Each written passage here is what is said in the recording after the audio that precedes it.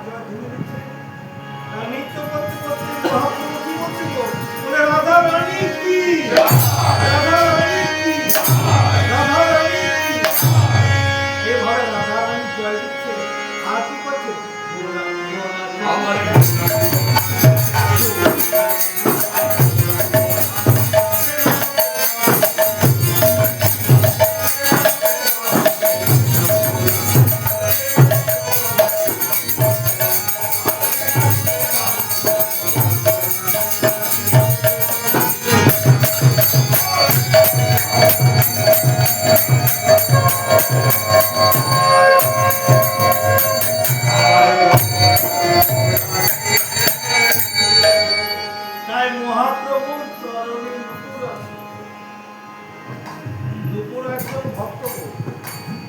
আর গলে ফুলের মালা, তাই চরণে মুকুর আনবো চাঁদাকে ধন্য হলাম। আজ মহাপ্রভুর চরণে, আজ আমি মহাপ্রভু যত নৃত্য করছে কিন্তু মহাজন লক্ষ্মীপতি কি করছেন? বলে চরণেতে ভাবে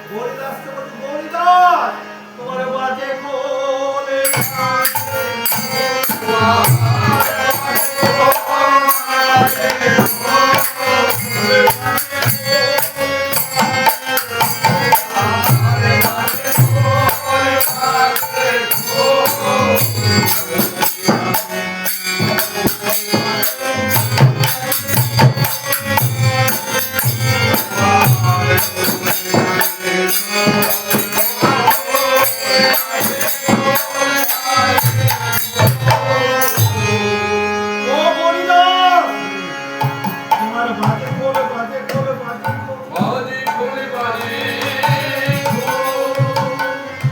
মানে খোলটা বাজে খারাপ এক শব্দ, আর একটা বলছো বাজে খোল মানে খোলটা বাজছে।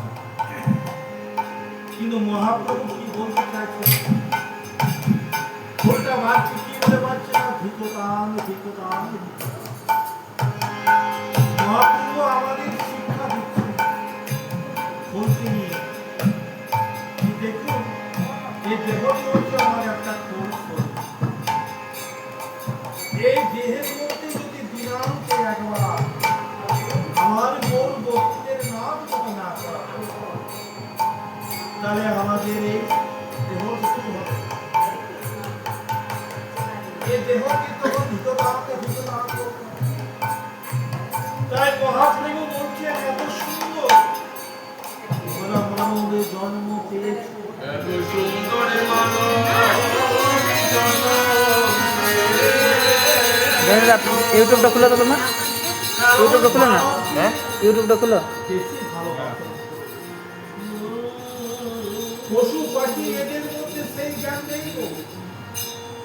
যে জ্ঞানটা আমাদের দিয়েছেন ভগবান, সেই জ্ঞানটা পশু পাখি নেই। কারণ তারা ভজন সাধন করতে পারে, আমার তারা সাধু ওই জন্য তো কথাতে এখন করে দিতে কাজে গেলে যারা ভগবানকে সব যেমন ধ্যান আপুর করে কাছে না। প্রণামও করতে পারে, কারণ তাদের সেই চৈতন্য জ্ঞানটি দেয়। তাদের শুধু দিয়েছি গো জীব শক্তি আর মায়া। আর আমাদের ভগবান কৃপা করে আরেকটা শক্তি দিয়েছি গো চৈতন্য শক্তি।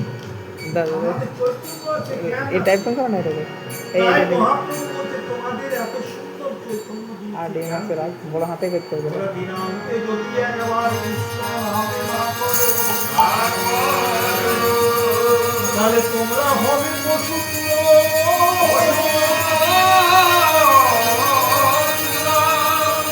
এই বাড়ির কুকুরের সঙ্গে তোমার কোনো তুলনা থাকে না। তোমরা বাড়ির কুকুর খাচ্ছে যাচ্ছে ঘুমোচ্ছে, আর আমিও যদি খায় দায় ঘুমাই, আর যদি ভগবানের নাম না করি, আমি যদি সজগুরু বৈষ্ণবের সঙ্গ না করি, তাহলে আমার কি হবে গো, নিরাশা যাওয়া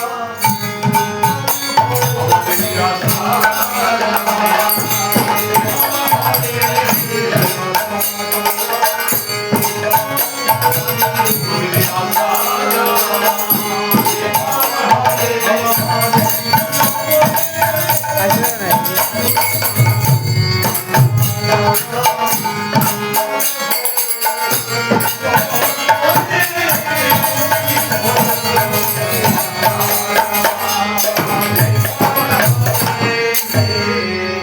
আমার যদি গুরু পদে কৃষ্ণ পদে ভক্তি না হলো, আমি যদি ভগবানের নামই না করতে পারি, তাহলে মানুষ জন্ম নিয়ে কি করলো?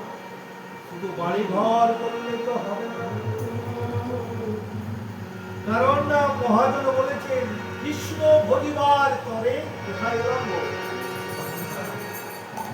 শুধু সংসার করবার জন্য নয় গো, কৃষ্ণ ভজিবার করে আমাকে কাছে। তাই মহাপ্রভু এভাবে বলতে নিয়ে আজ আমাদের শিক্ষা দিচ্ছেন। আর কি বলছেন গো, আর করতাল কি বলছে, করতাল বলে করতাল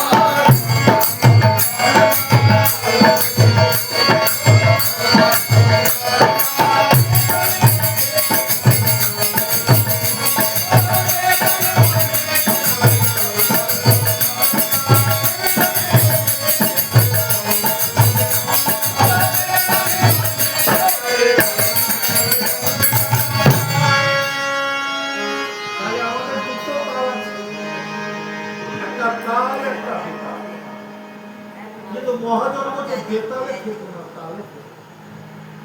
তাহলে কোনটা তাল আর কোনটা বেতাল আমরা পারলাম না। তাই গুরুদেবের কাছে জানতে হবে যে কোনটা তাল। অদ্বৈত গোসাই আমার বলবেন, অদ্বৈত গোসাই করতালকে শিক্ষা দিবে। ও যে বেতালে মন থেকো না, করতাল বলে করো।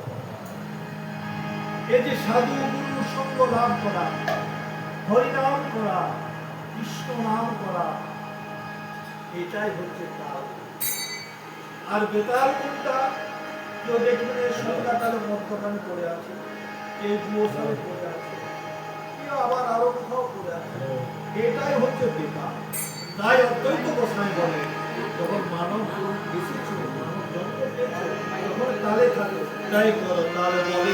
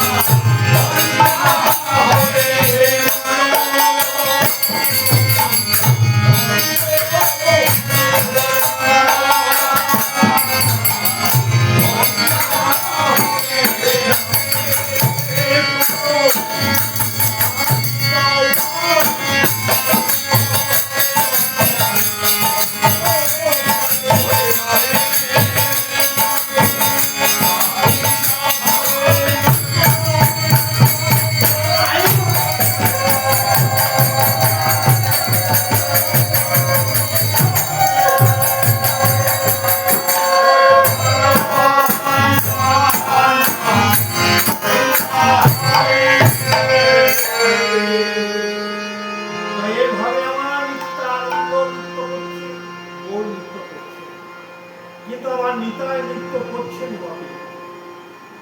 একদিন সচিমা বলে, ওরে নিতাই, তুই আমার নিমাইকে তো জানিস বাবা, নিমাই কৃষ্ণ নামে এত বিভোর হয়ে যায়, কৃষ্ণ নাম করতে করতে তার অঙ্গে বসন থাকে না। আর কি হয় জানিস, কখনো কৃষ্ণ নাম করতে করতে নদিয়ার কোচের মাটিতে পড়ে যায়। তাই নিতাই, যখন আমার নিমাই যখন কৃষ্ণ নাম করবে, নৃত্য করবে, তখন তুই কিন্তু কাছে কাছে, যাতে আমার নিমাই না পড়ে যায়।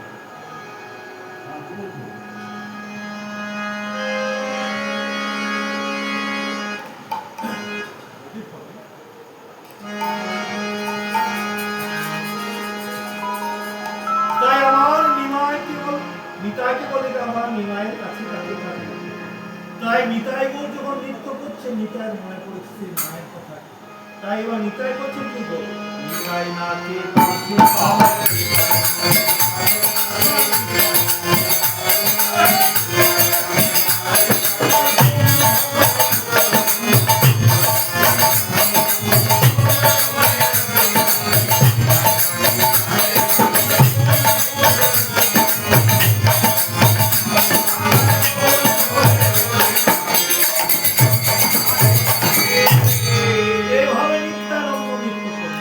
আর কি নৃত্য করছেন গো, আমার কথা ভয়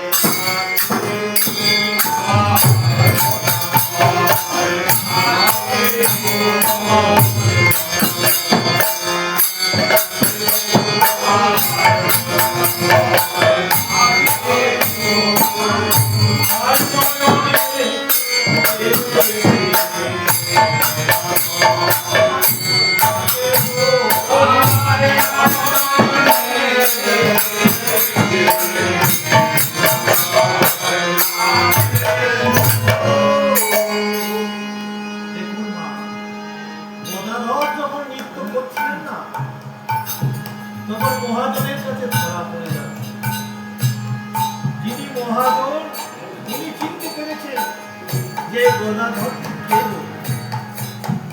গদাধর হচ্ছেন আমার রাধারানী গো।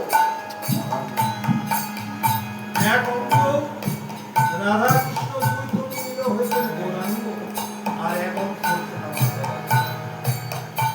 যখন গোবিন্দ আমার বললেন এবার আমায় যেতে হবে, তোমার মতো কৃষ্ণ কৃষ্ণ বলে কাঁদব, নদিয়ায় গিয়ে অবতরে হবে, তখন রাধারানী বললেন প্রভু, তুমি তো একটু কষ্ট করতে পারবে না, তোমরা পুরুষ মানুষ, তোমরা এত কষ্ট করতে পারবে না। তাই কি করবো জানো, আমি তোমার সেই কোমল অঙ্গকে আচ্ছাদন করলাম, তাই অন্তে কৃষ্ণ মাই, তাই আমার অন্তে কৃষ্ণ এবং মাইটা হচ্ছেন আমার শ্রীমতী রাধা। এবার রাধারানী চিন্তা করছেন, যদি আমি গৌরের সঙ্গে মিলিত হয়ে থাকি তাহলে তো আমি গৌরীর আস্বাদন করতে পারবো না।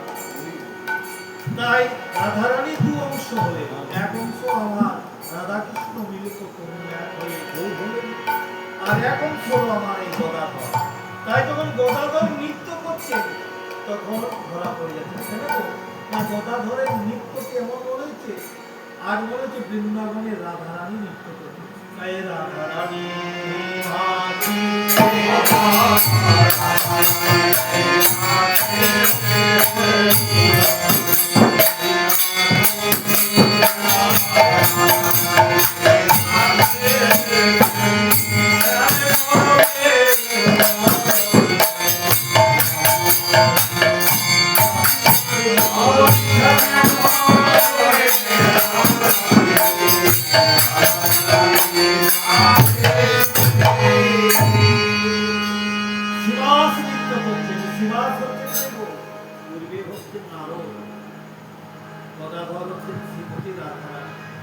আর আমার অদ্বৈত গোস্বামী হচ্ছে বৈষ্ণব চূড়ামণি, বৈষ্ণবের শিরোমণি আমার অদ্বৈত গোস্বামী।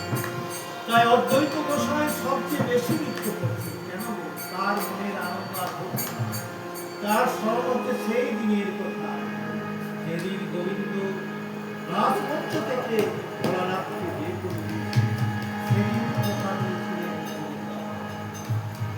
যে যাও, আজকে তুমি রাস অধিকার পেলে না, তুমি একদিন রাস হবে, সেই কলিযুগে যখন আমি রাস করবো তখন তুমি হবে।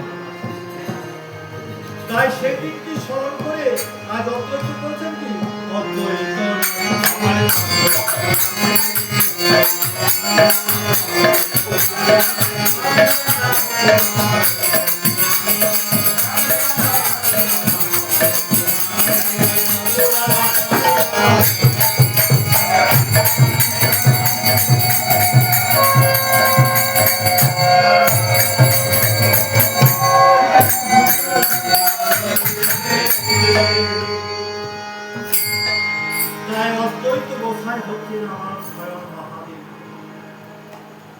আচ্ছা, আমরা সকলেই জানি যে শিব হচ্ছেন বৈষ্ণব চূড়ামণি। পরম বৈষ্ণবকে যখনই কথা উঠবে তখনই মহাদেবের নাম, কিন্তু একটু লক্ষ্য করে দেখবে যে শিবের মধ্যে কোনো বৈষ্ণবের লক্ষণ আছে? বৈষ্ণবের লক্ষণ কণ্ঠে তুলসীর মালা, ললাটে তিলক, মুখে কৃষ্ণ নাম এবং অঙ্গে দ্রৌপদী, কিন্তু এগুলোতে একটা অন্যায় ছিল। বৈষ্ণবরা তিলক থেকে এইভাবে মহাদেব তিলক নিচ্ছেন, বৈষ্ণবের গলায় তুলসীর মালা, আমার মহাদেবের গলায় কিসের মালা? হাড়ের মালা। আর বৈষ্ণবরা করে গৌরকপি, আমার মহাদেব করছে। তাহলে বৈষ্ণবের মধ্যে কিছু আছে, তিনি সবসময় অশ্বরূপে থাকেন, কিন্তু অর্থাৎ সকলে তাকে বলে বৈষ্ণব চূড়ামণি, পরম বৈষ্ণব কিনা মহাদেব। তাই যেখানে কীর্তন করুন, যেখানে গান, আগে কিন্তু মহাদেবকে না দেখে মহাদেবকে না প্রণাম করলে কোনোদিনই আমার গোবিন্দ কোনোদিনই নারায়ণ হতে পারে না। তাই বৈষ্ণব কেন বললেন তো? না বিষ্ণু জানিত বৈষ্ণব। আমরা জানি যারা বৈষ্ণব, যারা বিষ্ণু উপাসক তারাই বৈষ্ণব। তারা পূজারী গো, তারা কখনো বৈষ্ণব নয়। বিষ্ণু জানিত, যে বিষ্ণুকে জানে সেই বৈষ্ণব। আমরা বিষ্ণু সম্বন্ধে কি জানি? আমরা শুধু জানি সাথে মধ্যে শুয়ে থাকে, কিন্তু বিষ্ণুকে যে চিনে, বিষ্ণুকে যে জানে সেই হচ্ছে পরম বৈষ্ণব। তাই মহাদেবের মতন বিষ্ণুকে কেউ চিনে না। মহাদেব এত বড় ভক্ত বিষ্ণু, বিষ্ণু অর্ধেক অংশ তাকে দান করে, তাই হর হরি এক। মহাদেব বললেন ওগো, এক মহাজন বললে যে কপিলেটে ওরে কপিলেটে তিলক পেটে হয় না রে গোপীর ভাব,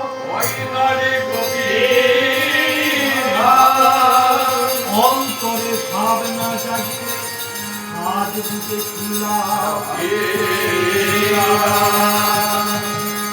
বলছে তিলক পেটে মালায় কপিলেটে হয় না গোপীর ভাব।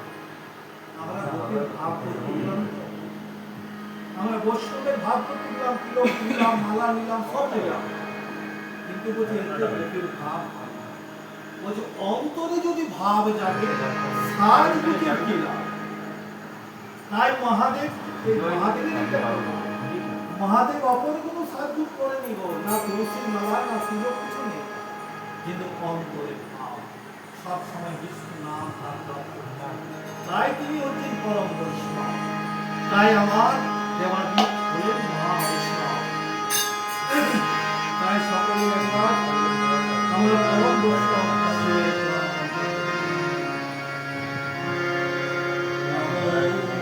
শিবায় শঙ্করায়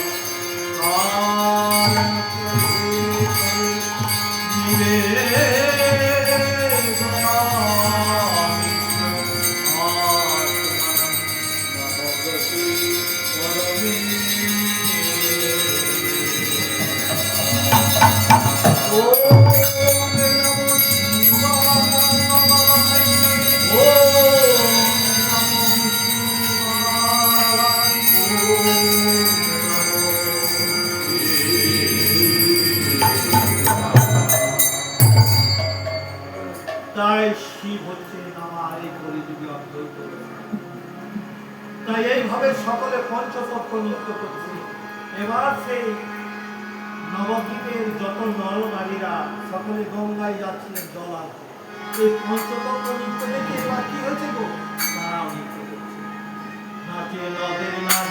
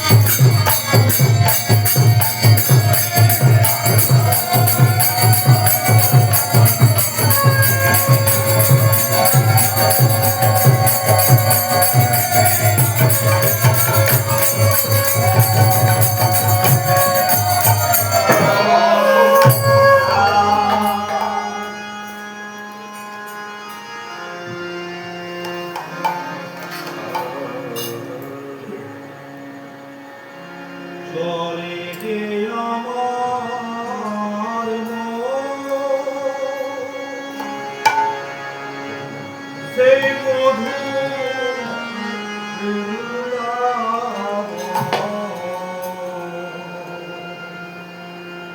রাখালে রাজা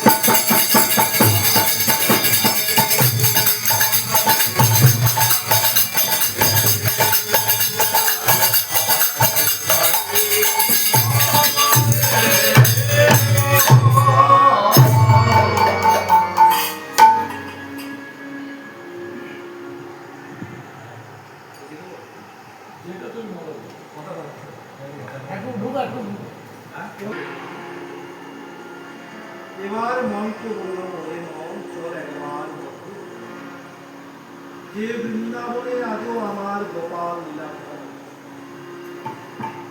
কিন্তু বলছে হ্যাঁ আমরা তো বহুবার বৃন্দাবন গেলাম, কিন্তু গোপালকে তো দর্শন পেলাম না। মহাজন বলে যতক্ষণ না নিষ্কাম না হওয়া যায় ততক্ষণ গোবিন্দের বাসে শুনতে পাওয়া যায় আর গোবিন্দকে দর্শন হবে না। তাই আসুন বৃন্দাবনের যে লীলা, বৃন্দাবনের 64 লীলা, তার মধ্যে সর্বশ্রেষ্ঠ লীলা হচ্ছে রাসলীলার গাইবার মতো আমাদের সে শক্তিও নেই। মহাজন বললেন রাসলীলা শুনতে হলেও নিষ্কাম হতে হবে, আর রাসলীলার যতক্ষণ না নিষ্কাম না হয় রাসের সম্পর্কে শুধু না ধ্যান করলে রাসলীলা হয় না। রাস হচ্ছে আমার ভক্ত স্বামীর আত্মার সঙ্গে। তাই আসুন কতক্ষণ আমার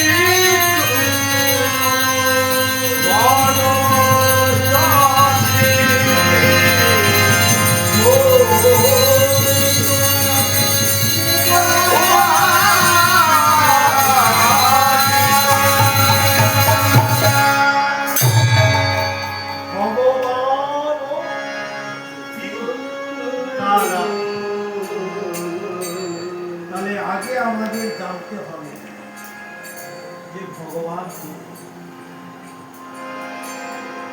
সব দেব দেবী কিন্তু ভগবান হতে পারে,